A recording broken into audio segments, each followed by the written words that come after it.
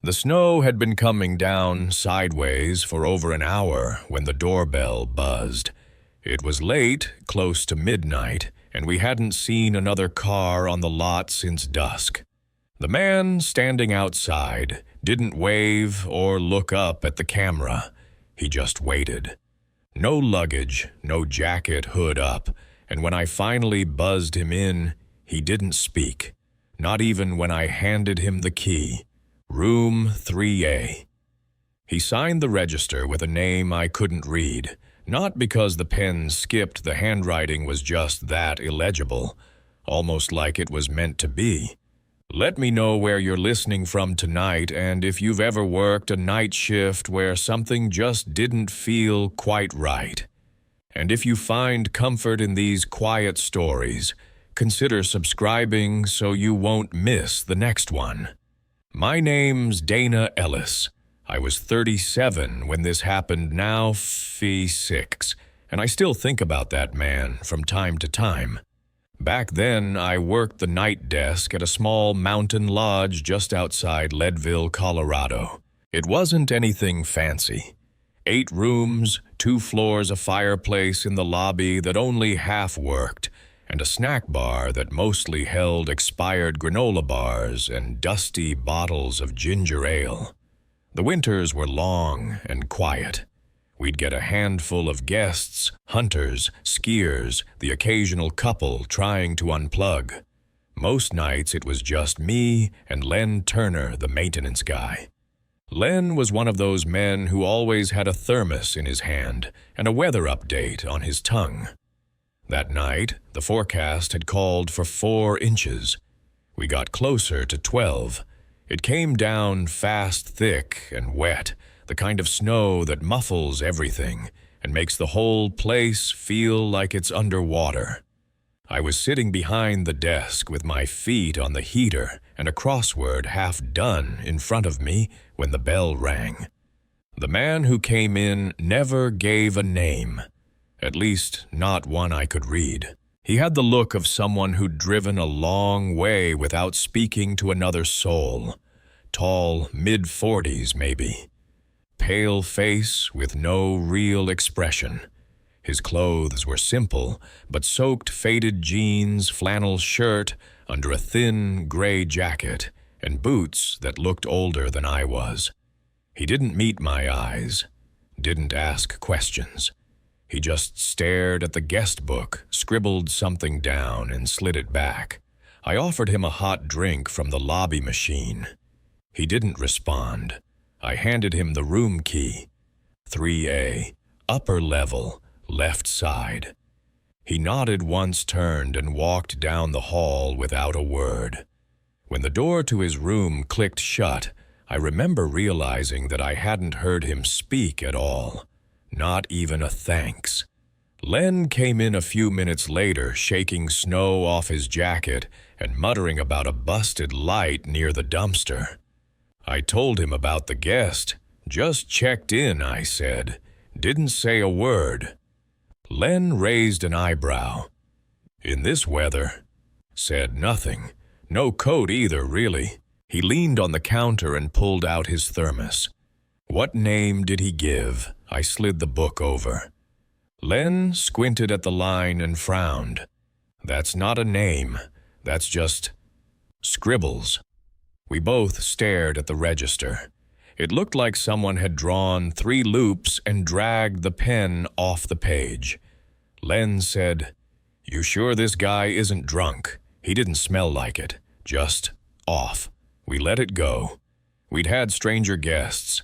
Sometimes folks came up from Denver looking for solitude and didn't want conversation. I figured he was one of them. It was maybe an hour later, sometime after 1:30 a.m., when I started getting that feeling. Not fear exactly, more like an itch under the skin. I kept glancing up at the hallway monitor, the little black and white feed that showed the corridor leading to the upstairs rooms. I don't know what I expected to see. Maybe the guy heading to the vending machine or stepping out for a smoke. But the hallway stayed still, but not empty. At one point, I saw a shape at the edge of the frame, not moving, just there, just out of reach of the camera's center. I leaned forward, trying to see better, but the feed was fuzzy and grainy. I could have sworn it was someone standing with their back to the wall, maybe just watching the hallway. But when I blinked and looked again, it was gone. I didn't call Len right away. I didn't want to sound paranoid. So I got up, walked out into the hallway myself. Everything was quiet. The lights were dim, that soft amber glow we kept overnight. Room 3A's door was closed, no sound from inside. I walked to the end of the hall, checked the vending area. Nothing. Back at the desk, Len was sitting in the chair I'd left behind, staring at the monitor. "You see it too?" he asked. I didn't say anything. He pointed to the screen. "There. Just before you left, something by the corner." I nodded. He sat back. "Could have been a glitch. These old cameras are crap. Or a trick of the light," I offered. "Sure," Len said, but he didn't sound convinced. At 2:47 a.m., and I remember the time because the desk clock beeped as the hour changed, I heard something strange. It was a knocking sound, but not at the front door. It came from upstairs, rhythmic. 3 knocks, pause, 3 more. I looked at Len. He heard it too. We stepped into the hall and stood at the base of the stairs. The knocking came. Again, soft, almost polite, but clearly audible. 3 knocks, like someone tapping knuckles against wood. Room 3A's door was still closed. Len started up the steps. I followed. The knocking stopped. We reached the landing and everything was still again. No voices, no footsteps, nothing. Len knocked on 3A's door. "Sir," he called. No answer. He knocked again, a little louder. Still nothing. He turned to me. "You got the master key." I hesitated, then pulled it from my pocket. Len unlocked the door and pushed it open slowly. The room was dark, curtains pulled, lights off. But it wasn't empty. The man was sitting on the bed, fully dressed, facing the wall. Just sitting there, not asleep, eyes open, hands resting on his knees. Len cleared his throat. "Sir, everything okay?" The man didn't move, didn't blink. I stepped closer, stopping just inside the doorway. The air in the room felt colder than the rest of the lodge. Not icy, but wrong. "Sir," I tried again. He turned his head slowly toward us. Not startled, not annoyed, just turned like it was taking effort. His eyes met mine. They were a pale, almost washed-out blue. No emotion, no confusion, just watching. Len stepped back and said, "We heard some knocking. Thought you might need something." The man didn't reply. After a moment, he looked back at the wall. We waited a few seconds longer, then quietly stepped out. Len locked the door behind us. Downstairs, we didn't say much. We just sat. The rest of the night passed slow. No more knocks, no more motion. At dawn, I checked the guest book again, looked at the signature, still unreadable. Room 3A was empty by morning. Bed made, key left on the nightstand, but no car in the lot, and no footprints in the snow outside the side door, just one patch of melted ice by the stairs, like someone had stood there for a while. I don't usually talk about this. It's the kind of story people shrug off or rationalize until it happens to them. And honestly, for most of my life, I might have done the same. But that night in October, the knock at our door, the girl with mud on her face, changed the way I think about trust, about safety. We live just outside Asheville, North Carolina, in one of those quiet, tree-lined neighborhoods where folks wave from their mailboxes and keep wind chimes on their porches. My wife, Rachel, and I bought the place 8 years ago, back when the boys were still in high school. These days, it's just the two of us again. The house felt bigger. After they left, emptier too, but that fall we were settling into the new rhythm. Early dinners, slow mornings, the kind of peace you don't realize you're grateful for until it's broken. It was a Tuesday night. I dozed off on the couch watching an old Twilight Zone rerun, the kind I used to watch with my dad. Rachel had already gone upstairs. The TV was still humming faintly when I woke up, but I can't say what woke me exactly, only that something felt wrong before I heard the sound. The knock wasn't light or cautious. It was urgent. 3 heavy pounds on the front door, loud enough to rattle the decorative glass. I sat up too fast and nearly dropped the remote. For a few seconds, I thought I might have imagined it. Then came the voice. "Please, somebody, help me." I froze for a moment, then pushed myself to my feet and crossed the room.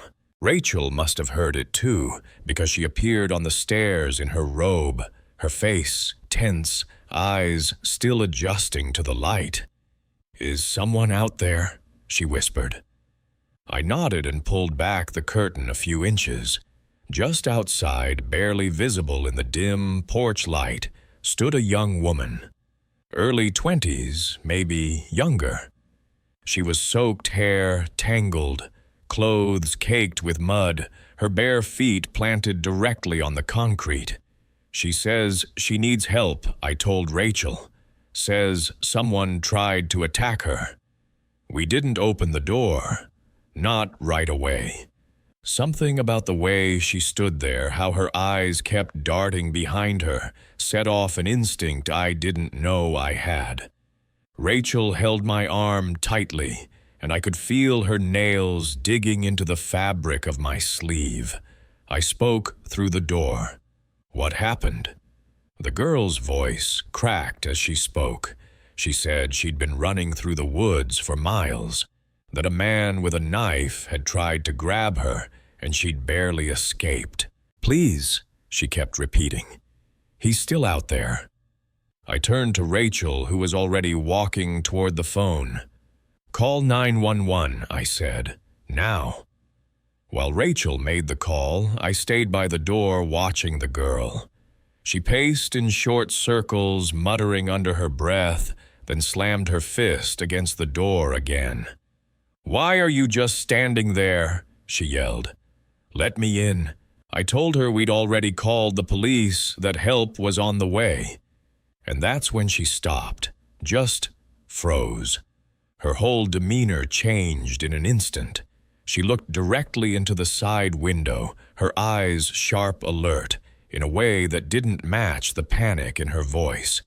"No," she said, quiet now. "Don't call the cops. They'll just make it worse." Rachel was still on the stairs, phone pressed to her ear, unmoving. We both heard it, the way she said it, not scared, not desperate, like she was issuing a warning. I took a step back from the door. That's when everything inside me shifted. Up to that point, I'd been trying to protect someone, to make sure she was okay. But now my focus was on protecting us. I scanned the living room. I turned off the porch light so she couldn't see inside as clearly. That's when she started yelling again, louder this time, but the tone had changed. It didn't sound terrified. It sounded rehearsed. She pounded on the door so hard it shook the frame, screaming that we were leaving her to die. But she kept glancing behind her. Not like she was afraid of being followed, more like she was checking if something was happening yet. Then I heard the sound. It came from the side of the house, a soft rustle. Then the creak of the backyard gate. We have one of those old metal latches that scrapes when it opens. I knew that sound. I'd replaced the hinges myself. I moved through the kitchen and flipped on the floodlight out back. Nothing at first. Then I saw it. Two shadows, quick, low movement slipping behind the shed. I turned off the light again and stepped away from the window. My pulse was pounding. Rachel had come back down the stairs and I pulled her close. "We're being set up," I whispered. I told her to go upstairs, lock the bedroom door, stay away from the windows. I grabbed my son's old baseball bat from the closet, the same one we used to bring to his games in middle school, and crouched behind the staircase out of sight. The girl kept pounding on the door. Her voice was hoarse now, yelling about how cruel we were, how we were going to get her killed. I didn't move. I just waited. Every creak, every gust of wind outside made my muscles tense. It felt like time was crawling, like the house was holding its breath. Then finally, headlights. Blue and red flashes cut through the darkness like a blessing. The moment the patrol car pulled into the driveway, the girl's screaming stopped. She turned, took a few steps off the porch, then knelt in the grass like she was the victim all over again. Two officers stepped out. One approached her slowly while the other scanned the yard with a flashlight. I opened the front door cautiously, the bat still in my hand. I explained everything, her behavior, the sounds out back, the movement behind the shed. To their credit, the police took it seriously right away. One of them told me they'd had calls like this before, not exactly the same, but similar. A young woman knocking late at night claiming she needed help, just as someone else was sneaking around to the back. In some cases, people had been attacked. One man was beaten so badly he had to be airlifted. The girl they arrested gave two fake names. In her sweatshirt pouch, they found a crowbar and zip ties. She wasn't running from anything. She was part of it. The people behind the shed got away. Police found footprints and cigarette butts, but the woods were too dense to track them in the dark. That part still bothers me. We never found out who they were. For weeks afterward, Rachel didn't sleep through a single night. Every noise made us sit up. I installed cameras, reinforced the door frames, put motion lights along the side yard. We used to laugh at those security system commercials. Not anymore. And the worst part, if the police had taken a few minutes longer, if I'd opened the door just a moment sooner, she would have been inside. She would have let them in. That thought stays with me, because not everyone who begs for help really needs saving. Some people knock because they're looking for a way in, and some, I think, never really leave. I grew up on a corn and soybean farm in southern Iowa, about 5 miles outside of a town so small you could blink and miss it. We had no streetlights, no neighbors in shouting distance, and most nights the loudest sound you'd hear was the wind brushing through the fields or the low creak of the barn settling into itself. People always say country living is peaceful, and it is until something shows up in the dark that shouldn't be there. In the fall of 2016, I was 16, and my brother Jake had just turned 14. We'd been raised on farm routines, chores before dinner, tools put away before sundown, dogs fed on time, and our parents trusted us with a lot. Especially in October when Dad was working long days harvesting and Mom took extra shifts at the co-op. Jake and I kept ourselves busy with school homework and a little too much YouTube, but we didn't get into trouble. Not real trouble. Not then. What happened started quietly. One night we were walking back toward the house after stacking firewood when we heard a sharp metallic clink from the side of the barn. It was short and strange, not the clang of a tool dropping, but something more intentional, like metal against metal. Jake stopped and looked at me.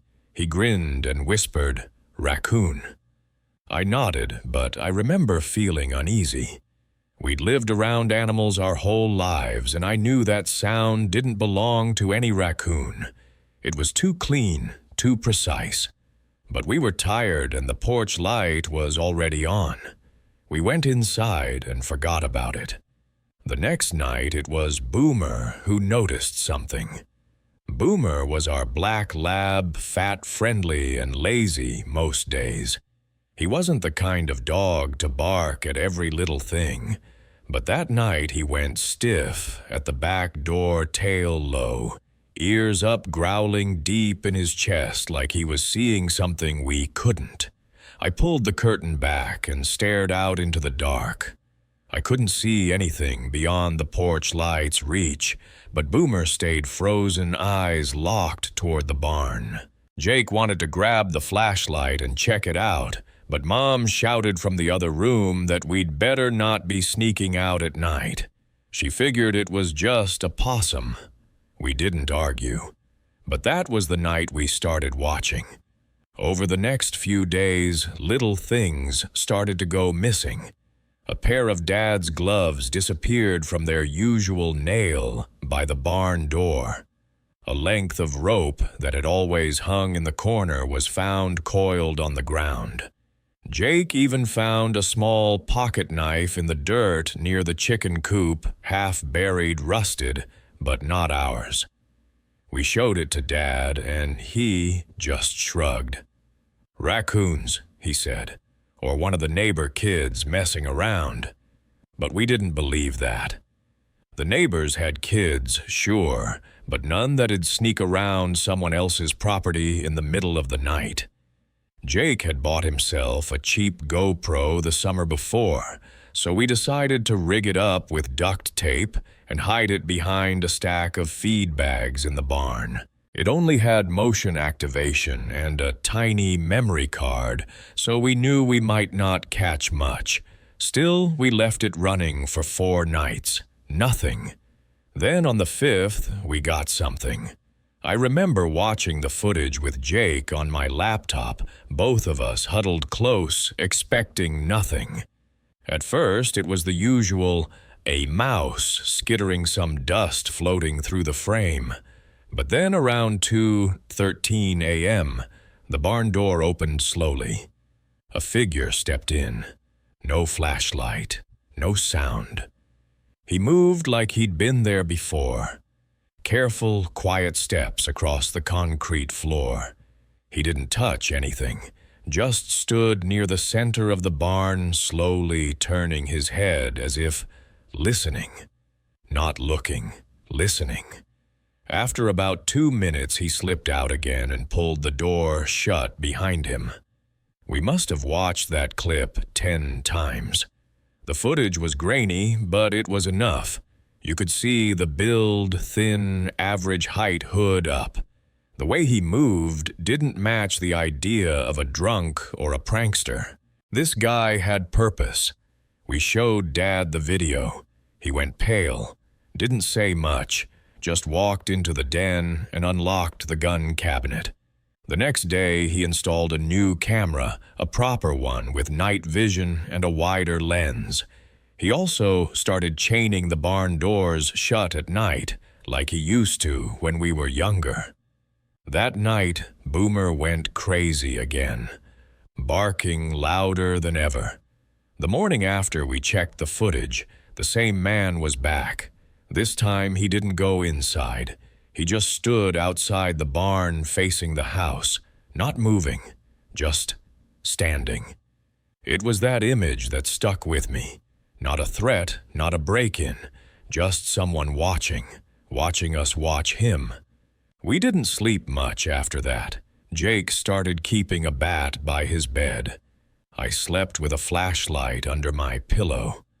Mom began drawing the blinds every evening, even in rooms that faced empty fields. Dad filed a report with the sheriff, but there wasn't much they could do. They hadn't caught him, and technically nothing had been damaged or stolen. The sheriff said it might be a drifter, someone passing through, but we knew better. This wasn't random. This was someone coming back. A week later, one of the newer cameras caught a better angle, a side profile, blurry but enough for Dad to recognize him. His name was Gary Hensley. He'd lived in town years ago. Had some history, mostly petty stuff, but he'd also done time for stalking a waitress who worked at the diner off Highway 2. He'd left town after that, moved a county over. Everyone assumed he was gone for good. Turns out, he wasn't. The sheriff picked him up staying in an abandoned mobile home, about 10 miles from our farm. Inside, they found maps, photos. One box was labeled with our last name. There were pictures of our house, some from a distance, others taken through windows. One was of Jake and me sitting on the back porch. Another was of Boomer sleeping by the door. He'd been watching us for weeks, maybe longer. They never figured out what he wanted. He didn't try to break in, didn't steal anything. He just watched. One of the deputies said something that stuck with me. Some people don't need a reason. They just do it. That winter we moved, not because of Gary Hensley, not officially. But I think Mom had seen enough. Even now, I still can't walk past an old barn without getting that tight feeling in my chest, like someone might be just inside, waiting, for no reason at all. I've always loved early mornings, that quiet before the world wakes up, the damp sidewalks, the hush in the trees, the feeling like you're the only person awake for miles. For 3 years straight, I ran the same loop every weekday morning before sunrise. I never skipped it, not for rain, not for frost. That routine kept me steady, even when life didn't. But it only takes one morning for something to change, and once it does, you can't go back to the way it was. Back in 2021, I was 34 and working from home as a freelance copy editor. I lived alone in a small town in Oregon, the kind of place where folks left their porch lights on at night, but didn't always lock their doors. My loop was simple down Birch Avenue, a cut-through on Cedar Lane, then back up Maple Street. It took about 40 minutes round trip, and I always went early before 6 when it was still dark but not too dark, and the cold helped me think. That Tuesday, mid-October, the air had a bite to it. Not quite freezing, but enough to make your breath hang in front of your face.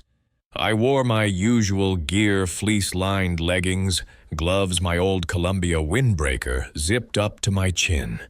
It felt like every other run. But looking back now, I remember that strange stillness. No porch lights, no cars. Even the old beagle that usually barked at me from the corner fence stayed silent. It was like the whole neighborhood was holding its breath. About 15 minutes in, I noticed headlights behind me. A car coming slowly down the hill, its beams sweeping across the houses. Nothing unusual, people leave early for work all the time. But something about the way it slowed when it passed me caught my attention. Not stopping, just crawling. It was a dark-colored sedan, maybe navy, maybe black, hard to tell in that light. It idled at the stop sign ahead longer than it needed to. Then it turned the corner and disappeared. I told myself it was nothing, Probably someone unfamiliar with the area. I kept running, but 2 blocks later I saw the same car again. This time it passed even slower. I could feel it in my chest before I admitted it to myself something was off. I pulled out one earbud. I always ran with music, but suddenly I wanted to hear everything. Leaves, gravel, footsteps, if there were any. I crossed the street casually, trying not to look nervous. I didn't want to spook myself. The sedan had tinted windows and I couldn't see who was inside, but I could feel eyes on me. I kept running just a little faster now, still trying to play it cool. When I turned onto Maple, the street curved gently uphill, and there it was again, parked on the shoulder in front of an old duplex that had been boarded up since spring. The car was off. No lights, no sound. I stopped mid-step. There were no other cars around, no lights in the houses, no people out walking dogs or starting coffee. Just me, that car, and the early morning silence. I could have turned around. I should have. But something stubborn in me didn't want to feel chased out of my own routine. I decided to veer off, take a detour through the next block, and finish the loop on a different street. As I cut across someone's neatly trimmed lawn, a shortcut I'd never used before, I didn't look back right away. I didn't want to know if the car was still sitting there. I just kept moving, tried to focus on the sound of my shoes hitting wet grass the way the cold air burned in my lungs. When I finally glanced over my shoulder, the street was empty again. No car, no movement. But I didn't feel relieved. It was the kind of quiet that didn't feel natural. I slowed to a walk and tried to catch my breath, telling myself I was just being paranoid. Maybe the car had nothing to do with me. Maybe it just looked familiar, or the timing had been weird. I reached the edge of Oak Drive and paused. Part of me wanted to go straight home. But some foolish part, maybe pride, maybe habit, pushed me to finish the loop. So I did. When I turned back onto Maple Street, I saw it again. Same car, same spot. Lights still off, just sitting there. My legs felt cold all of a sudden, not from the weather, but from the way that realization crawled up my spine. I stopped at the top of the hill, maybe 50 feet from it, trying to decide whether to cut through another yard or bolt down the sidewalk. That's when I saw the driver's side door twitch. Not opening, just the faintest motion like someone inside was about to get out. I didn't wait. I turned and sprinted. No pacing, no breath control, just panic. I cut down Willow Street, jumped a low fence, and didn't stop until I reached the 7-Eleven by the main road. The lights inside felt like safety. I walked in, heart racing, trying to look like I wasn't in full flight. The clerk behind the counter asked if I was okay before I even said a word. I didn't explain right away.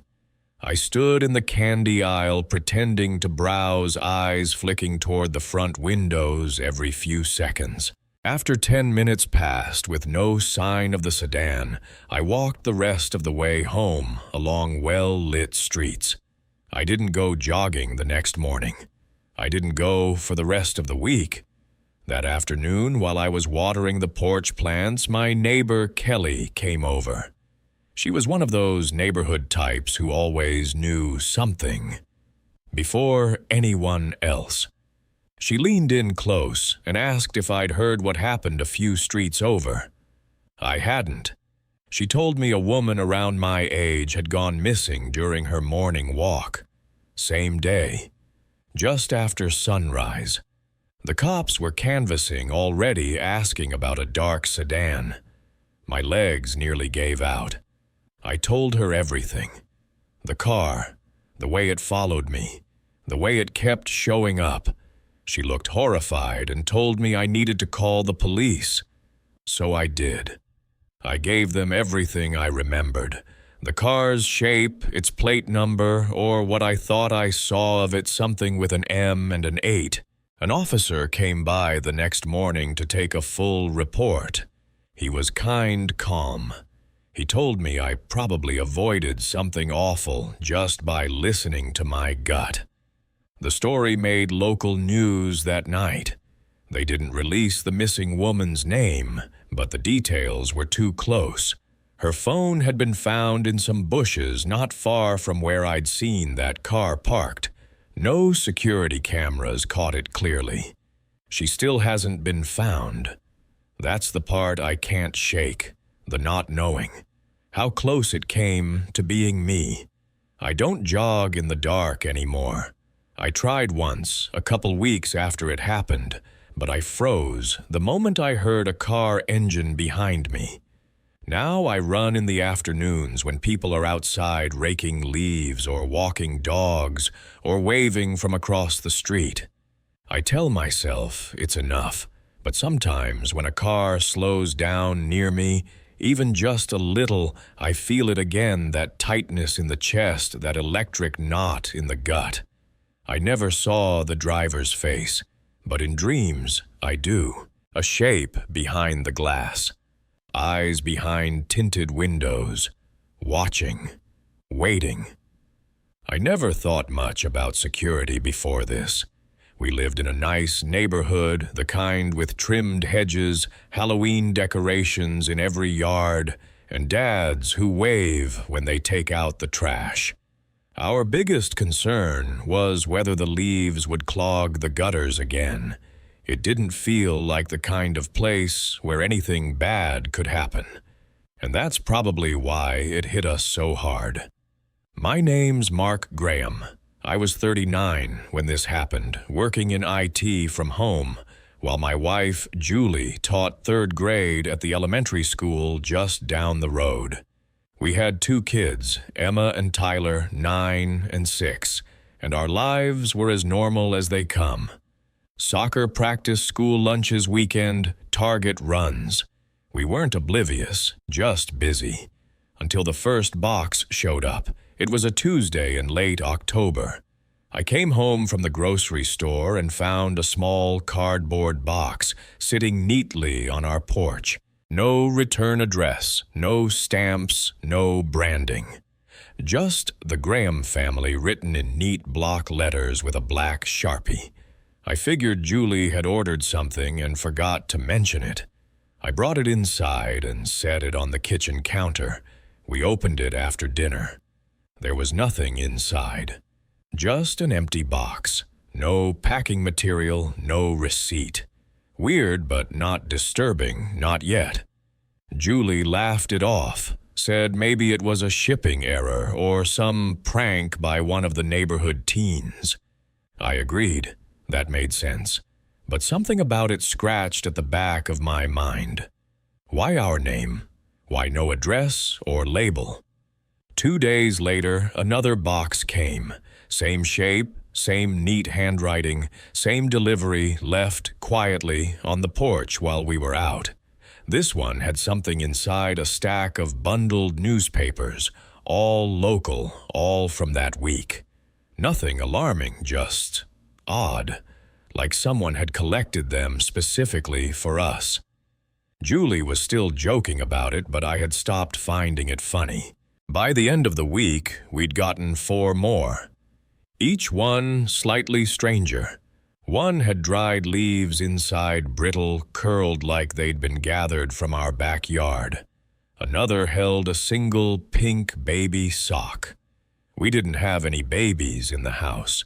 The next had a blank sheet of printer paper with the word "Hello" typed in the center. No font, no handwriting. Just old-fashioned block letters like from a typewriter. That night I found myself checking the blinds every time I passed a window. Julie asked if we should call someone. I told her it was probably nothing. Deep down, I was starting to feel otherwise. The turning point came the following Monday. I got home early around 4:30 and saw another box, but this time it wasn't on the porch. It was jammed carefully into our mailbox. That bothered me more than I expected. I brought it inside and set it on the dining table. It felt heavier than the others. When Julie got home, we opened it together. Inside were photos, 6 of them, all printed on glossy paper. They were pictures of our house taken from different angles. One showed Emma playing in the yard. Another was Tyler getting off the school bus. A third showed Julie in the kitchen, visible through the window above the sink. The photos had been taken at different times of day in different weather. Someone had been watching us for a while. Julie turned pale and sat down hard in one of the dining chairs. I felt something in my throat close up like I couldn't swallow. We called the police that night. 2 officers came out, looked through the boxes, took statements. They agreed it was unsettling, but said unless there was a threat or a name to go on, it would be hard to act. They told us to keep any new boxes sealed and call immediately if anything escalated.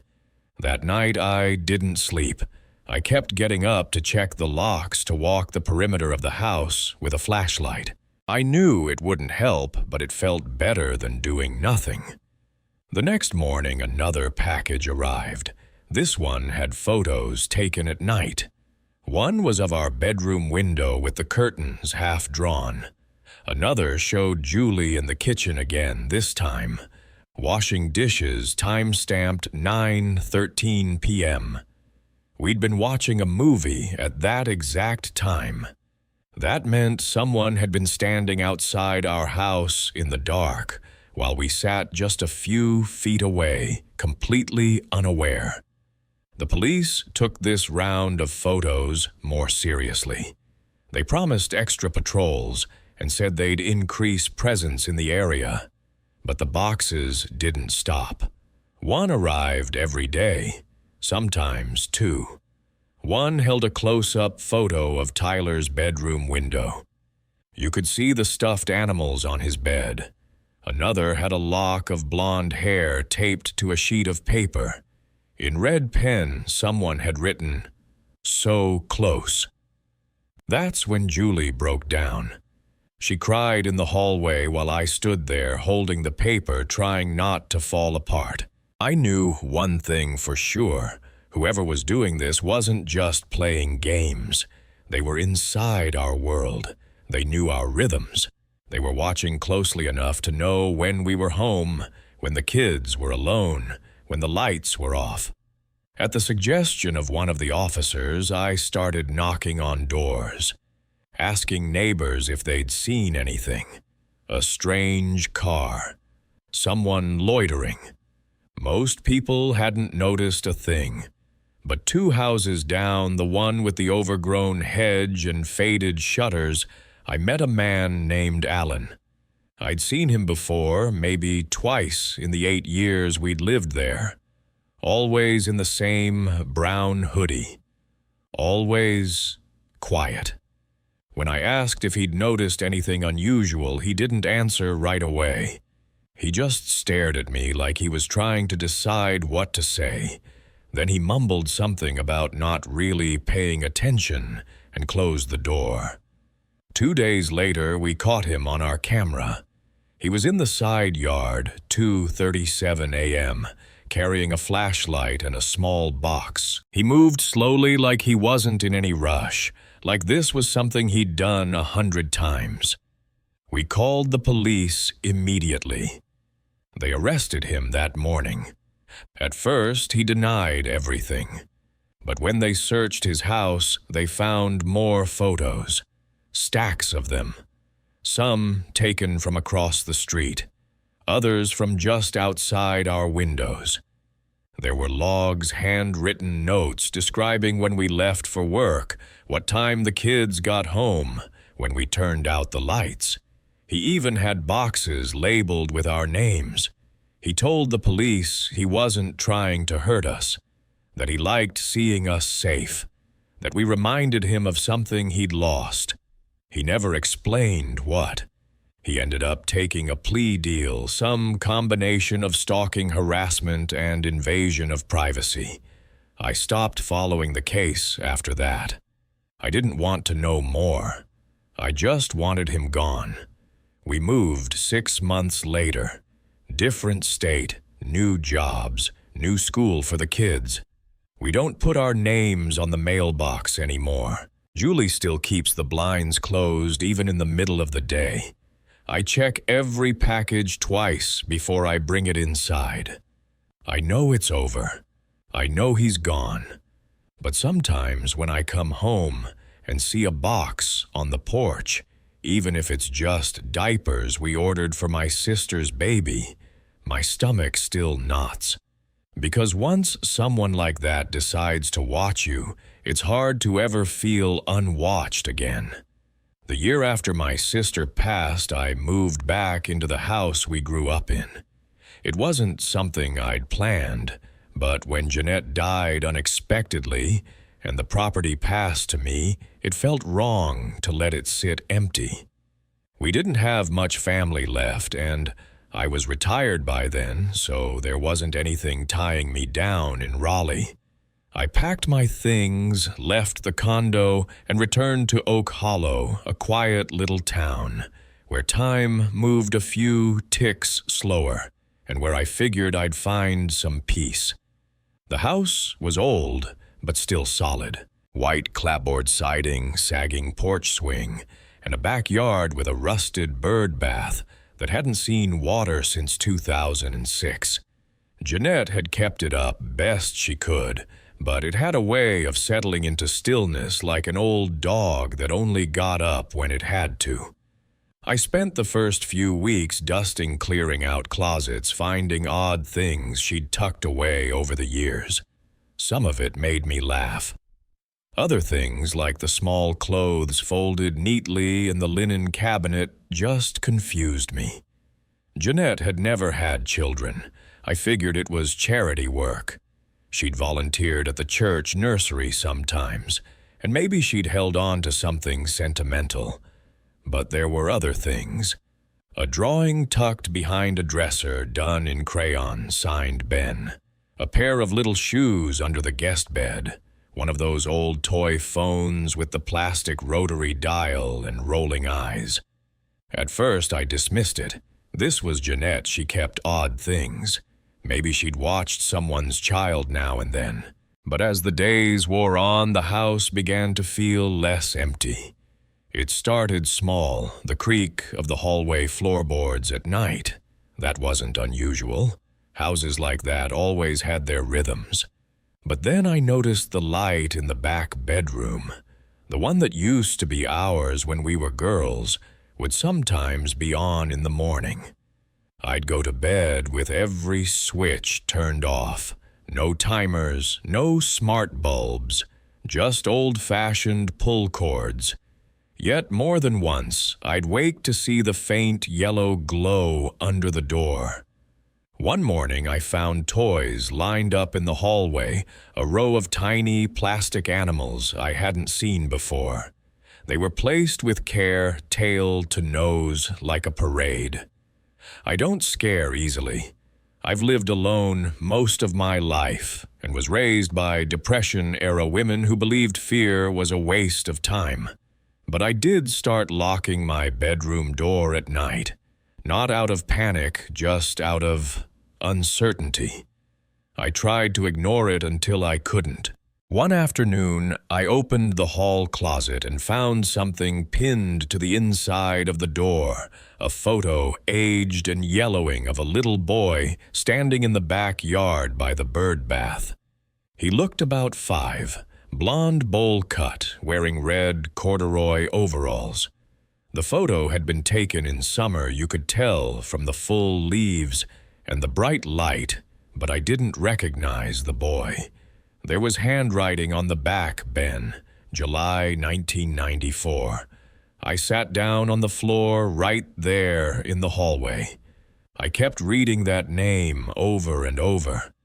I would have remembered if Jeanette had watched someone regularly, let alone kept a photo like that.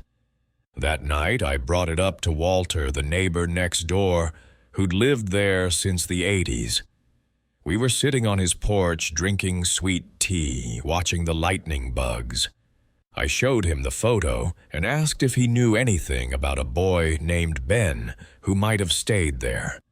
Walter looked at it for a long time, then handed it back. "I remember Jeanette saying something once," he said slowly. "Back in the 90s. She told me she was fostering a child. But then she stopped talking about it, just said it didn't work out. I asked if he'd ever seen the boy. He shook his head. No, but I heard him. A few times, laughter, little footsteps. She said he liked to play near the bird bath. I didn't sleep much after that. I began noticing that things would move around the house, books stacked differently, windows opened that I knew I'd closed. More toys appeared. One morning I found a juice box on the kitchen counter, unopened but slightly warm, like someone had just left it there. I don't even buy juice. I called the sheriff's department, not to file a report. I didn't even know what to say, but just to ask if they had any record of a foster child ever being placed at this address. A young deputy named Fitch agreed to look into it. He called me back 2 days later, sounding cautious. "There's no record of any child officially placed with your sister," he said. "Nothing under her name, nothing tied to that address." I asked if maybe she'd gone through a private agency. He paused, then said, "Ma'am, if there had been a child, there should still be some record, even if it was temporary. But there's just nothing." The next morning, I woke up to find muddy footprints in the hallway. Small, barefoot. They trailed from the back door all the way to the guest bedroom. I followed them, heart pounding, even though I already knew where they'd end. The guest bed, the one no one slept in, had its covers pulled back. There was an impression in the pillow, like someone had been sleeping there. I didn't go back to that room for 3 days. Instead, I tried to piece things together. I went up into the attic, a place Jeanette never let me explore as a kid. It was cluttered and dusty, full of old boxes, holiday decorations, and furniture too heavy to carry down. In one corner, I found a trunk. Inside were children's clothes, some new, some worn. Books, drawings, a stuffed rabbit with a missing eye. There was also a composition notebook. The cover had been torn off, but inside were entries in Jeanette's handwriting. Not formal, not like a journal, just quick notes, observations. Ben didn't sleep well again. He cried when I made him leave the porch. He won't talk about the man in the woods. Bird bath game again. Says the water feels different. The last entry was dated September 2nd, 1994. He was gone when I woke up. No note, no sound, just his shoes by the bird bath. That was it. No follow-up. No mention of police. Just silence after that. I don't know what happened to Ben. I don't know if he ever really existed. But sometimes at night I hear running down the hallway. Not heavy adult steps, light ones. Bare feet on hardwood. And once, just before dawn, I saw the bird bath full of water. Crystal clear. It hadn't rained in a week. I keep the house clean now. I leave toys where I find them. I don't ask questions out loud. But sometimes I find that photo on my nightstand even though I keep it locked in a drawer. And every time I see his little face smiling by the bird bath, I wonder if Ben is still here. Not haunting exactly, just waiting. The night I came through Ashford, it was late October with rain sliding across my windshield in slanted sheets that kept the wipers in constant motion. I had been on the road for hours, driving between inspections in rural towns, and my shoulders were tight from leaning forward to see through the storm. The highway narrowed until it felt more like an old county road, unlit and slick with fallen leaves that pressed against the pavement like flattened shadows. When the lights of Ashford appeared through the rain, they felt less like a welcome and more like a reminder that this was the only place left to stop. The inn stood at the edge of town, an old stone building, with a porch light that flickered as though it struggled to remember if it was still connected to power. Inside, the smell of damp wood hung in the air. The innkeeper, Marion, had a voice softened by cigarettes and late nights. She seemed polite enough, but when I signed the guest book, her eyes lingered too long on my name, as if she wanted to commit it to memory. She gave me a brass key with the number 3 carved faintly into the head, and her hand trembled just enough for me to notice. The room was small but tidy, with wallpaper patterned in faded ivy that curled like it had been peeling for decades. The window rattled in its frame whenever the wind pressed against it. I set my bag down and listened to the hollow quiet of the place. The storm outside covered most sounds, but now and then I thought I heard the stairs creak, as if someone was testing the boards, one step at a time. When I opened the door to check, the hallway stretched out empty and dim, with the faint hum of a bulb at the far end.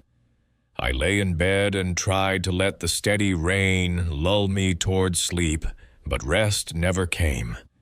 Instead, I caught myself focusing on the rhythm of footsteps below my floor, pacing back and forth, pausing and starting again.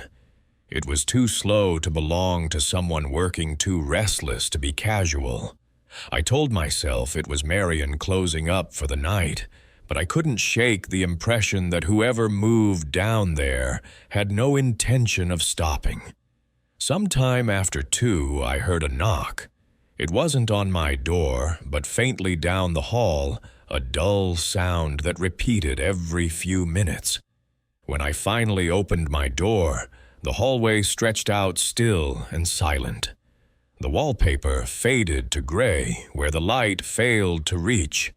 The carpet was thin and worn, and at the far end I thought I saw a figure turning the corner. It was a man younger than me, his shoulders slightly hunched as though carrying something heavy.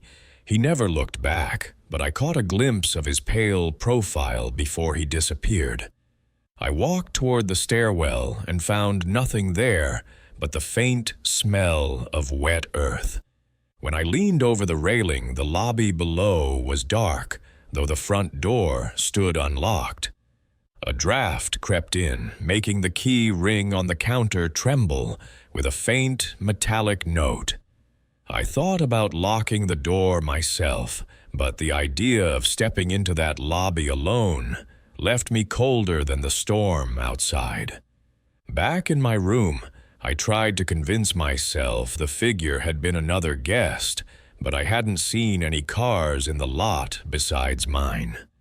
At some point, exhaustion must have pulled me into a light sleep because I woke to the faint sound of my own name. It wasn't shouted, not even spoken with urgency, but whispered in a voice I almost recognized, though I knew I had never heard it before. The sound came from near the window. The glass reflected the dim glow of the streetlight, and through the water streaks I thought I saw someone standing just beyond the porch roof, too far out to make sense, but close enough that I could tell they were staring upward toward my room. I backed away, heart hammering, though the figure never moved. When I forced myself to look again, the space was empty, the rain pouring in steady sheets. At dawn, I gathered my things, ready to leave without breakfast.